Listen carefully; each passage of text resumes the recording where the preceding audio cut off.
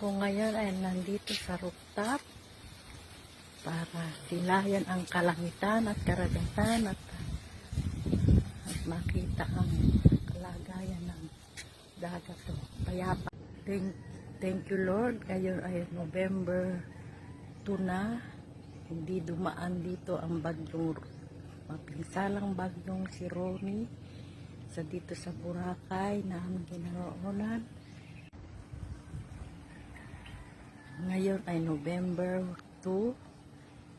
Salamat Panginoon dahil lumipas ang nakaraang bagyo na si Ronnie, ay